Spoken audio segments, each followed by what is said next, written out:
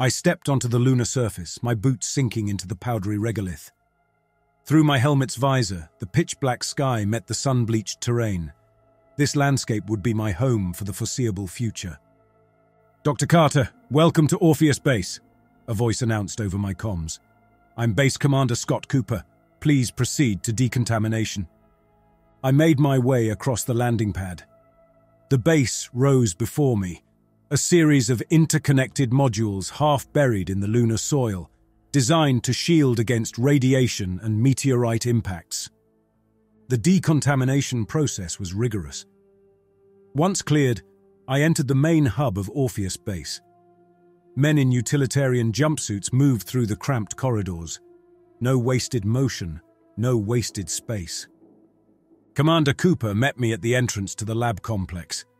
He was a bear of a man, with a thick beard. "Dr. Carter, I trust your journey was uneventful.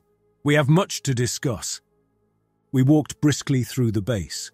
Cooper pointed out key areas: hydroponics, medical bay, communication center. But my attention was drawn to glimpses of the research labs, where advanced equipment hinted at the cutting-edge work being done. "The artifact was discovered during a routine geological survey," Cooper explained as we entered a secure briefing room. "We've kept its existence classified at the highest levels. The potential risks? Well, I'm sure I don't need to explain them to you." Chief Engineer Liam Reynolds joined us, clearly drained from fatigue. "The energy requirements for this experiment are exceptionally high," he said, pulling up a holographic schematic. "We're pushing our reactor to the brink." I leaned in, studying the images. The artifact's surface featured a complex pattern of interlocking hexagons and triangles that created larger spiral-like designs. These patterns repeated at various scales, from microscopic to several meters across. Under certain lighting conditions, the engravings appeared to have depth, as if extending into the object itself, despite scans showing a uniformly solid interior. "Remarkable," I murmured. "Have you attempted spectral analysis? Deep, penetrating scans?" Liam's expression darkened. "We've tried everything in the book and then some. Equipment malfunctions, data corruption. It's like the damn thing doesn't want to be understood." Cooper's eyes narrowed. "Which is precisely why you're here, Dr. Carter. Your unorthodox approaches have yielded results where others have failed. We need answers, and we need them quickly." The pressure of their expectations settled on my shoulders like a leaden weight. I nodded, trying to project confidence. "I'll need full access to all data collected so far, and unrestricted use of the lab facilities." "Granted," Cooper said curtly. "Liam will get you set up. But understand this, Doctor. What happens on this base stays on this base. The consequences of a security breach would be severe." While Liam escorted me to my room, a torrent of ideas and concerns flooded my thoughts. The artifact's potential was staggering, but the risks were equally daunting. What forces were we engaging with? And what were we aiming to achieve? My room was little more than a closet with a bunk, but I barely noticed. Rest would be a rare opportunity as I focused on the upcoming research. I powered through my first week at Orpheus Base on a cocktail of caffeine and scientific fervor. The artifact consumed my every waking moment. Its surface, covered in those mesmerizing geometric patterns, became as familiar to me as my own reflection. Our initial scans revealed little. Our most advanced spectrographic analysis couldn't make sense of the object's composition. It absorbed certain wavelengths of light while reflecting others in ways that violated known laws of physics. Each test seemed to raise more questions than answers. On the 8th day, as I calibrated our quantum resonance scanner for another attempt, the machine sputtered and died, smoke pouring from its housing. "Damn it! Not again!" Liam growled, rushing over with a fire suppressant. "That's the third piece of equipment this week." I frowned, examining the fried circuitry. "This doesn't make sense. The power surge came from within the scanner itself, not the main grid." Liam's face hardened. "I've triple-checked every system. Whatever's causing these failures, it's not on our end. I glanced at the artifact, its patterns seeming to mock our efforts. Could it be interfering somehow? Seismic activity detected, the AI's calm voice announced. All personnel report to designated safe zones. We scrambled to secure our equipment as the floor trembled beneath us. I cradled the artifact, noting that it remained perfectly still despite the shaking around us. In the command center, Cooper barked orders as men rushed to their stations. A holographic display of the moon's interior flashed with a vivid red at its core. "Report," Cooper demanded. The technician worked rapidly at the console. "Earthquake, sir. Magnitude 5.2 on the lunar Richter scale. Epicenter, directly beneath us." Cooper's eyes narrowed. "Impossible. The moon is tectonically dead." "There's more, sir," the technician added, his voice wavering. "We're picking up radiation spikes from the same location." I moved closer. "Commander, we need to investigate. This could be related to the artifact." Cooper studied me for a long moment before nodding curtly. "Assemble a team. Liam, you're with Dr. Carter. Take Jackson and Adams from security." Within an hour, our small expedition was descending into a previously unmapped cavern system. "This formation shouldn't exist," Liam muttered, scanning the walls with a handheld device. "The composition, the structure. It's not right." As we pushed deeper, the passages grew increasingly bizarre. Smooth, almost polished surfaces gave way to chambers filled with crystalline structures that hummed with energy. Our instruments went haywire, spinning wildly before dying completely. "I don't like this, Doc," Jackson, one of our security escorts, said. "We should turn back." I was about to agree when a faint glow caught my eye. "Wait, look there." We made the turn and stopped in our tracks. Before us stretched a vast area, easily comparable in size to a football stadium. But it was the contents of that space that left us breathless. Towering monoliths of an unknown, semi-translucent material rose from the floor. At the center of it all hovered a sphere of energy, threads of light reaching outward like seeking fingers. "My God," Liam whispered. "What is this place?" The chamber's air grew dense, like wading through invisible syrup. My vision distorted, with colors morphing into hues beyond the usual spectrum. For a split second, the monoliths seemed to phase out of existence, replaced by structures of energy and matter in constant flux. I blinked hard, and the scene snapped back to normal. My suit's sensors shrieked warnings about radiation spikes and atmospheric anomalies. Adam screamed. I turned to see him frantically scratching at his helmet, face frozen in fear. "They're in my head!" he shrieked. "Make it stop!" In a blind panic, Adams charged toward the energy sphere. Jackson moved to intercept him, but it was too late. As Adams crossed some invisible threshold, his body simply unraveled. In the span of a heartbeat, he was gone, leaving not even a trace of his existence. We scrambled back through the tunnels, the rock seeming to shift and breathe around us. By the time we reached the surface, I was struggling to process what we had seen. In the debriefing room, Cooper listened to our account in stony silence. After we were done, he leaned back with a serious expression.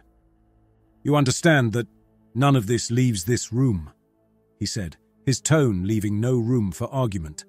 "As far as anyone else is concerned, Adams died in an unfortunate equipment malfunction."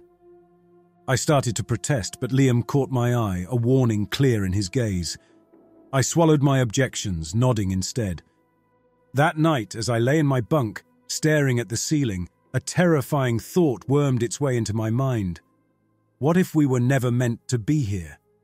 What if our very presence on the moon had triggered something ancient? Whatever we'd awakened down there, I feared it was only the beginning. After our expedition, the days melded into a fog of intense research and growing fear. I pored over our sensor logs, trying to make sense of the data we'd gathered. Liam threw himself into reinforcing our equipment against the interference.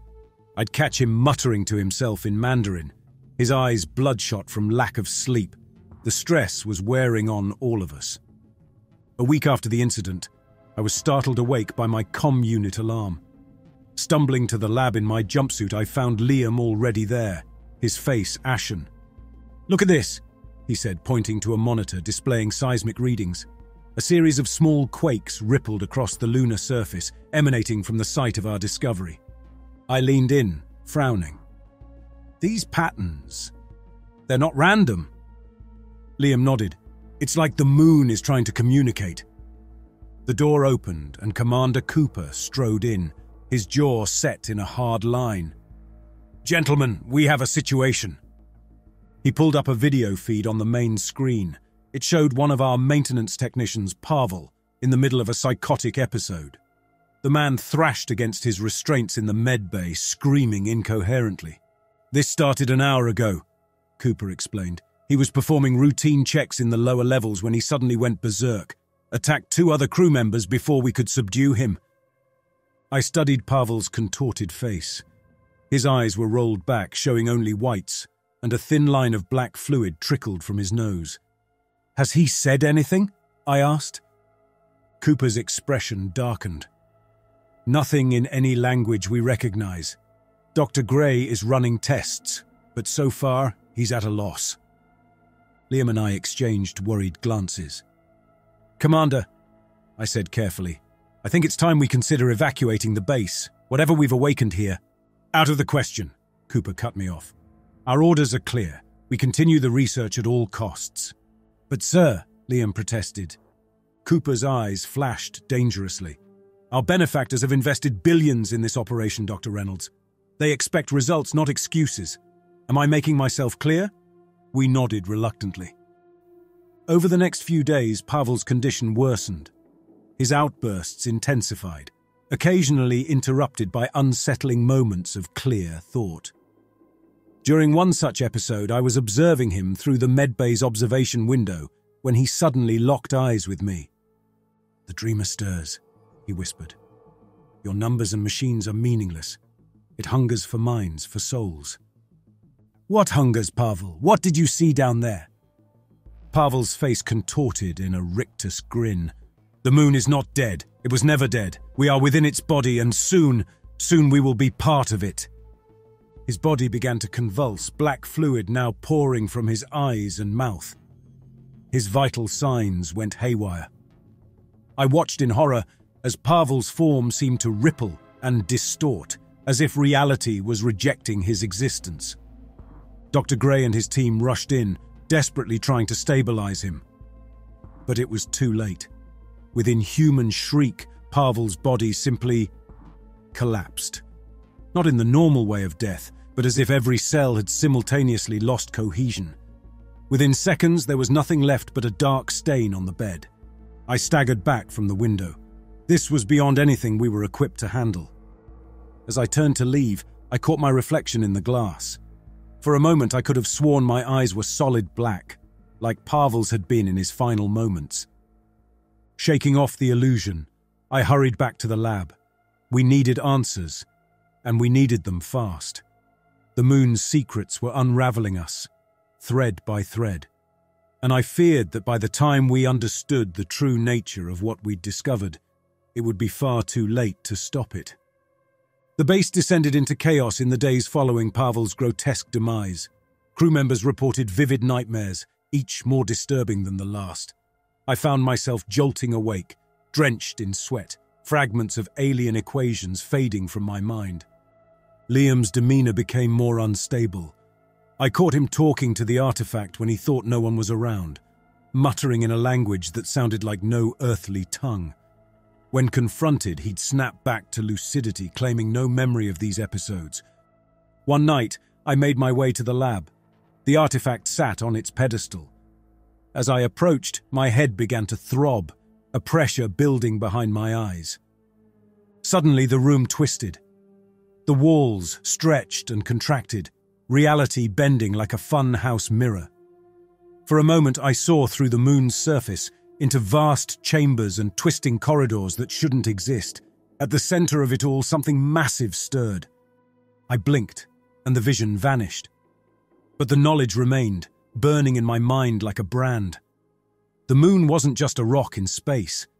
It was alive, in some incomprehensible way, and we were nothing but mites crawling through its veins. A hand gripped my shoulder. I spun around to find Commander Cooper. "You saw it too, didn't you?" I nodded, unable to speak. Cooper's eyes hardened. "Then you understand why we can't leave." "But sir," I protested, "the risk is irrelevant." He cut me off. "Do you think our governments would let this power go unexploited? Imagine weapons based on this technology, Carter. The ability to bend reality itself." A chill ran down my spine.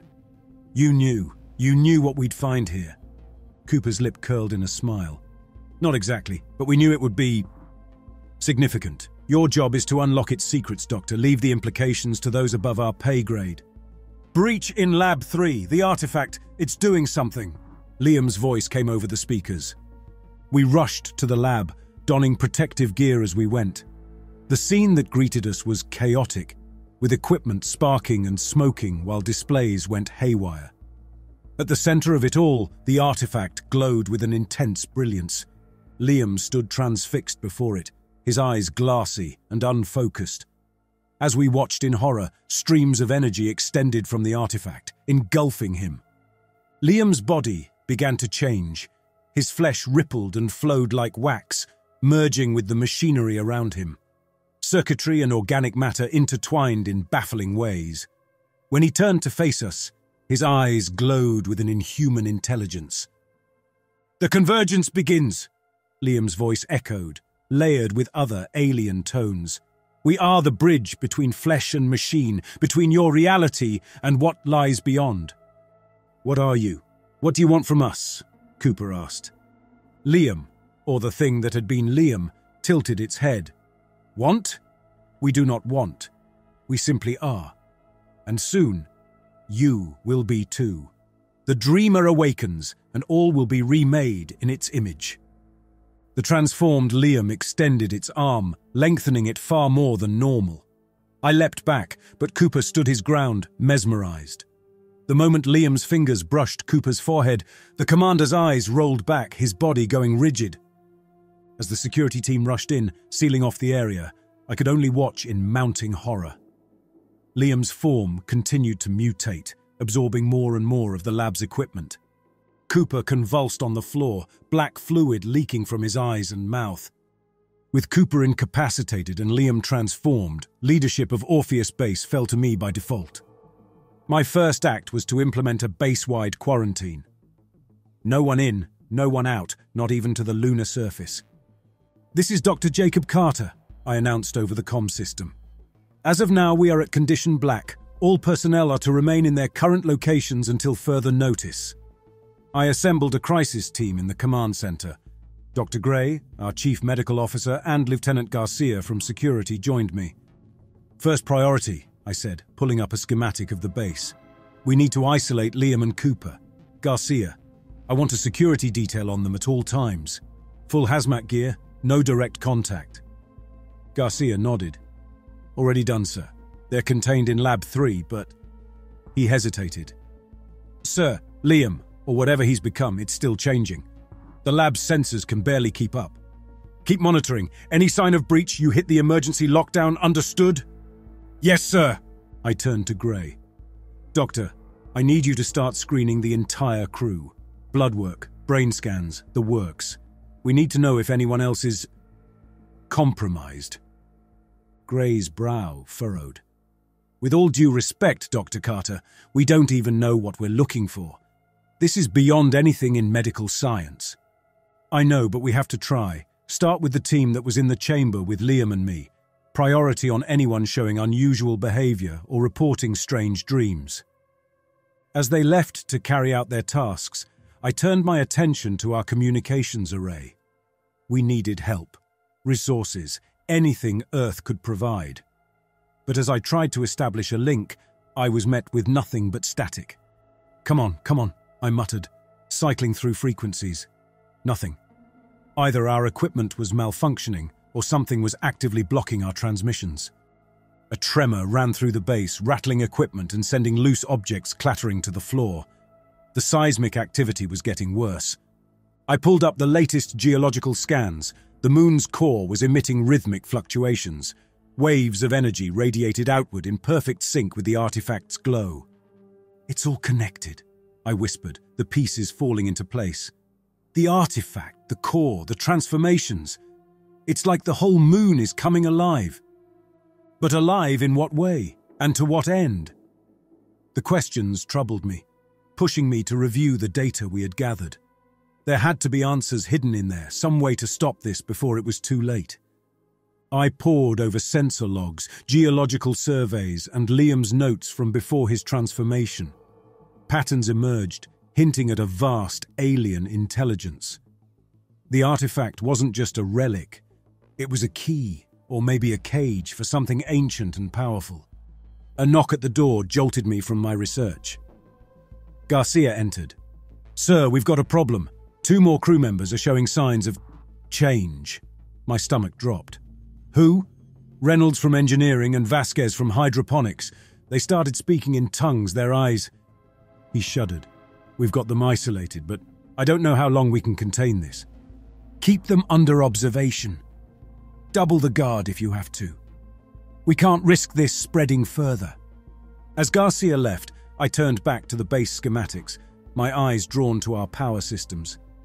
The nuclear reactor, designed for decades of continuous operation, held immense destructive potential if pushed beyond its limits. I pulled up the reactor specifications, running calculations. With some modifications, we could channel an overload directly into the artifact chamber. The resulting explosion would vaporize everything within a 500-meter radius. The plan was extreme, but our options were rapidly dwindling. I thought of Liam, Cooper, and the others who had been changed. Their loss would be regrettable, but preserving Earth's safety had to take precedence. I opened a channel to the remaining senior staff. "Command Center. Immediately. Critical situation briefing." While waiting for their arrival, I compiled the relevant data onto a secure tablet. Liam's final lucid declaration stuck in my mind. "The Dreamer awakens." Whatever cosmic dread we had stirred up, I was determined to halt it before it could completely surface. The plan to destroy the artifact was underway, but our problems were multiplying faster than we could address them. Reynolds from engineering and Vasquez from hydroponics had fully succumbed to the influence. Their containment cells were a nightmarish blend of flesh and machinery. I hadn't slept in 72 hours, surviving on stims and sheer force of will. As I stared at the monitors, the readings began to swim before my eyes. For a moment, I saw not numbers and graphs, but vast cosmic architectures that shouldn't exist in our reality. I blinked hard, forcing myself back to the present. These visions were becoming more frequent, more coherent. Was I losing my mind, or was the entity trying to communicate? A frantic call from Garcia snapped me fully alert. "Dr. Carter, we've lost contact with the surface team." We'd sent a skeleton crew to attempt repairs on our long-range transmitter. If they were gone... I rushed to the observation deck, Garcia at my heels. What I saw stopped me in my tracks. The lunar surface was changing. Vast alien structures were emerging from the regolith. "My God," Garcia whispered. "What is that?" The moon itself was transforming, reshaping itself into something alien and terrifying. And we were trapped in the middle of it all. "Prep the escape shuttle," I ordered. "We need to get some of the unaffected crew off base. Maybe if we can reach lunar orbit, we can contact Earth." Garcia nodded, already moving to carry out the order. But as I turned back to the window, a crippling headache struck me. When the vision cleared, I found myself on the floor, Garcia shaking me urgently. "Sir, the shuttle, it's gone!" I staggered to my feet. "What do you mean, gone?" He led me to the hangar's security feed. The footage showed the shuttle powering up, its hatch sealed. But the pilots, their motions were clumsy and lifeless. As we watched in horror, the shuttle launched, only to crash spectacularly into the transformed lunar surface. Our last hope of evacuation, gone in an instant. I slumped against the control panel. the weight of our situation crushing down on me. The base trembled, another seismic wave rippling through the lunar crust. As I lifted my head to survey the damage reports flooding the screens, an alert caught my eye. "Unknown energy signature detected in lunar orbit," the system announced, its synthetic voice a jarring contrast to the chaos around us. I zoomed in on the reading. The energy pattern was a cascading fractal of power that resisted our instrument's attempts to define it. The observation deck's windows polarized automatically. A blinding light flooded the lunar surface, casting harsh shadows across the twisted landscape the moon had become. As our eyes adjusted, a collective gasp echoed through the command center. Hanging in lunar orbit was a vessel. It was a massive, crystalline structure, its facets bending light in mesmerizing ways. It dwarfed our base, dwarfed anything humanity had ever constructed in space. "My God," Garcia whispered. "Is that—" "Not one of ours," I finished. "First contact, here and now, at what might be the end of everything."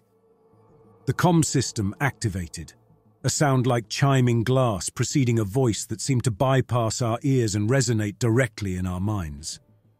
"Inhabitants of Earth's moon," it said, each word a symphony of tones. "We are the Nexari. Your meddling has awakened that which should have slept eternally. We have come to contain the catastrophe you have unleashed." The environment in the command center distorted slightly. 3 figures materialized before us. They were humanoid, but their bodies were composed of living crystal, multifaceted and ever-shifting. Light played across their surfaces, creating patterns that were straining to the eyes. The central figure stepped forward, its face rearranging into something approximating human features. "I am Zenith of Unified Thought," it said, the name more a concept than a sound. "We are the Cosmic Wardens, tasked with maintaining the stability of this universe and others." I found my voice stepping forward on shaky legs. "I'm Dr. Jacob Carter. We didn't know, the artifact, the entity. We thought we were making a scientific breakthrough." Zenith's crystalline form rippled, an alien expression of what might have been pity or disdain. "Your ignorance does not negate the danger. The entity you have roused threatens not just your world, but the very fabric of reality." Through the observation windows we watched in horror as colossal limbs of stone and metal erupted from the lunar surface, reaching towards the stars. "It's too late," Garcia said, his voice cracking. "Look at what's happening to the others." I turned to see the transformed Liam and several other crew members pressing against the containment field of their quarters. Their bodies were continuing to mutate, becoming more alien with each passing moment. Zenith moved to the nearest console, crystalline limbs extending to interface with our technology. Its companions moved through the base, setting up devices that emitted that same fractal energy we'd detected earlier. "What are they doing?" Garcia asked, watching as the devices activated. "Containing the spread," Zenith replied. "Your kind are susceptible to the entity's influence. We are stabilizing your forms." True to its word, I noticed the mutations in Liam and the others slowing, then stopping altogether. They remained changed, but at least the process had been halted. "Dr. Carter," Zenith said, "we have reviewed your data. The situation is graver than we anticipated. The entity is not simply awakening, it is integrating with the structure of your moon." I looked out at the transformed lunar landscape, realization dawning. "The moon itself is becoming its body," I breathed. "Indeed.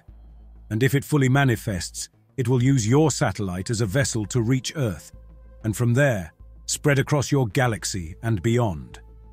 "How do we stop it?" I asked, knowing the answer would likely be beyond our capabilities. "We have contained such entities before," Zenith replied. "But the process is complex and requires a guide. One who understands both the entity and the world it threatens." I knew in that moment what would be asked of me.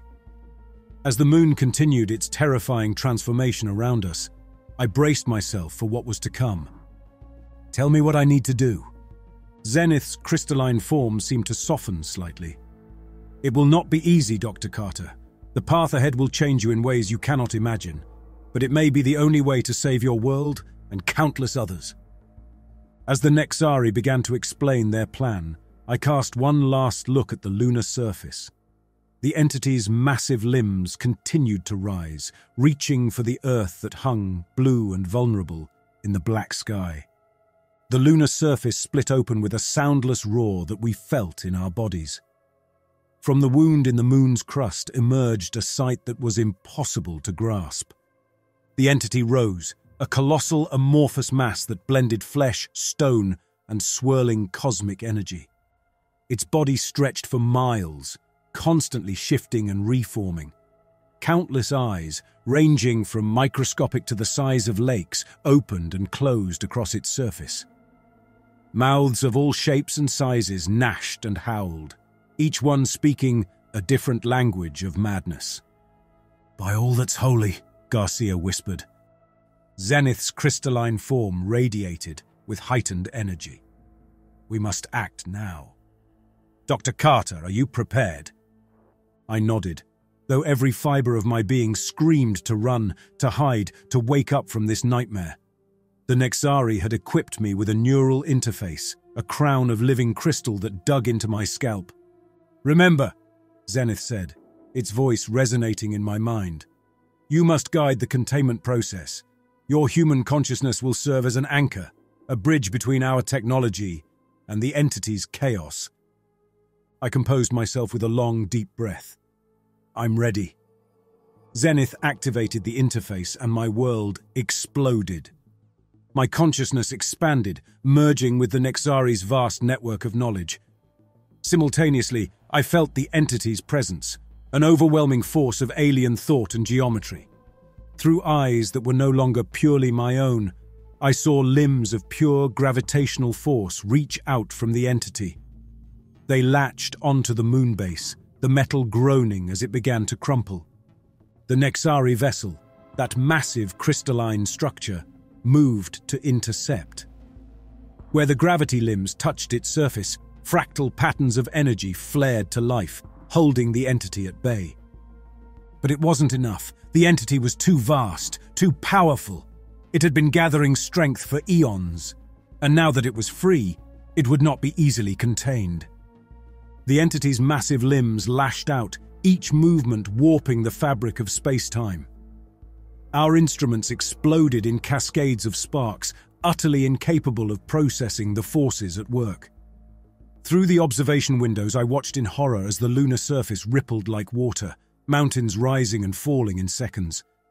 The neural interface burned against my scalp as I felt the full weight of the entity's malevolence crash against my consciousness. There was no reasoning with this thing, no common ground to be found.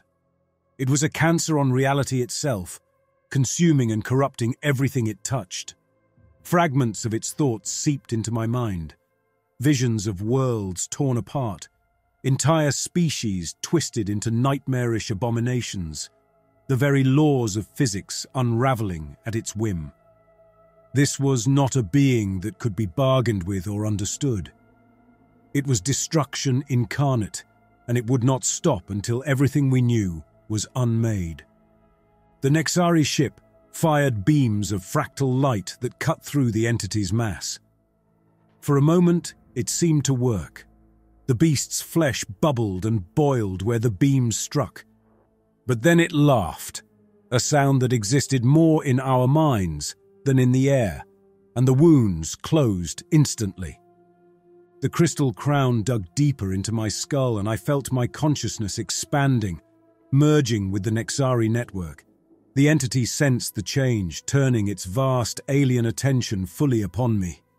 In that moment, I understood true fear. Countless mouths opened across the entity's surface, each one howling in a different language of madness.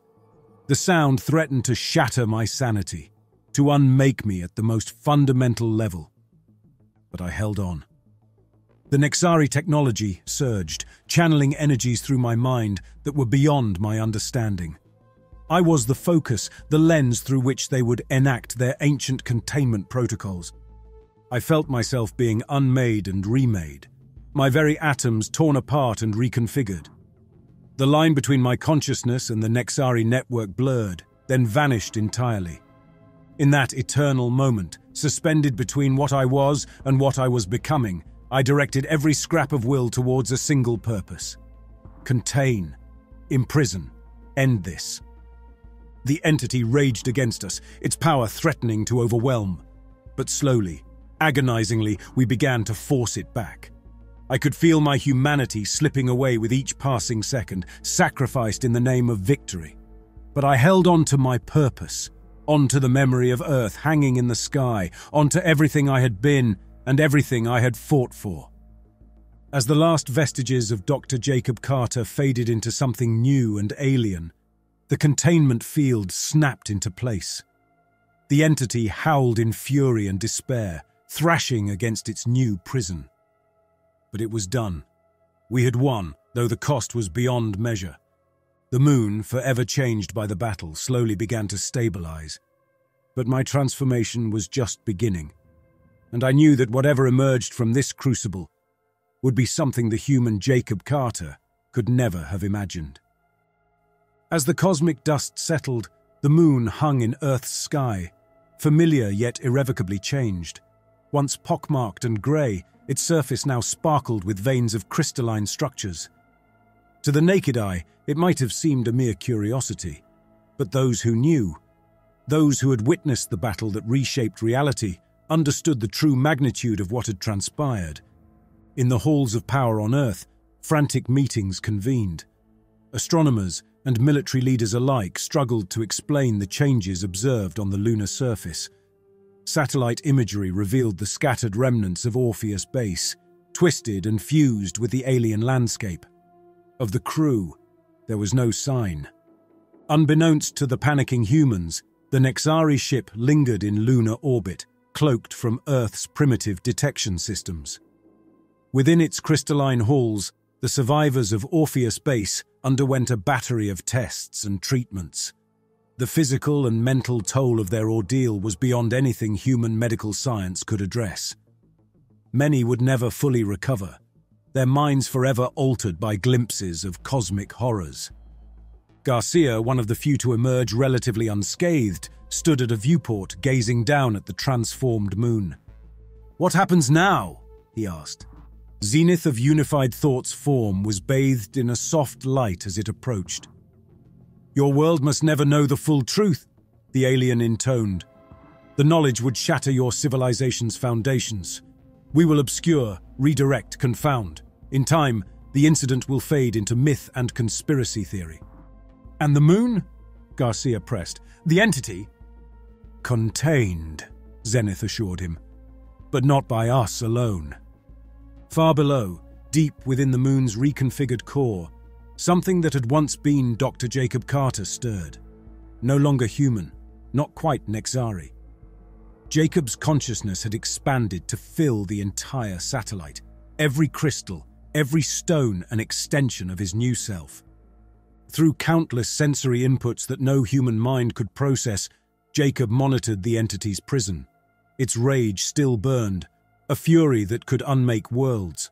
But the bars of its cage, forged from a fusion of Nexari technology and Jacob's transformed essence, held firm. Jacob's awareness extended outward, brushing against the minds of his former colleagues aboard the Nexari ship. He felt their fear, their awe, their relief. He understood now why he could never return to his former life. He had become a guardian and a jailer, bound to the moon for an eternity beyond human reckoning. On Earth, life gradually returned to normal. Governments issued carefully worded statements about unusual lunar phenomena, attributing the visible changes to a combination of previously undetected asteroid impacts and rare mineral formations exposed by these impacts.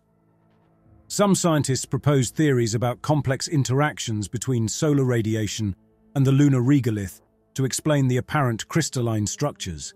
Conspiracy theories flourished and faded.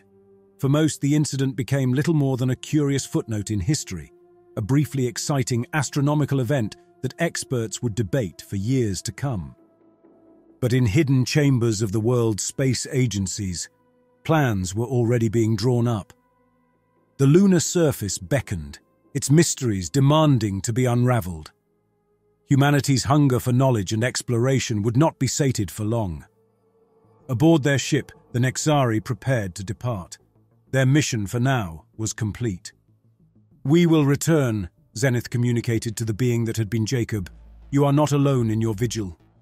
Jacob's response came not in words, but in pulses of energy through the moon's crystalline veins. He understood his role. As long as the entity remained imprisoned, as long as Earth hung vulnerable in the sky, he would stand guard. The moon continued its eternal dance around the Earth, its surface radiating with unfamiliar allure. To most, it remained a celestial body, a romantic silver orb in the night sky. Few suspected that it now served as a battleground and a prison, the front line in a cosmic war.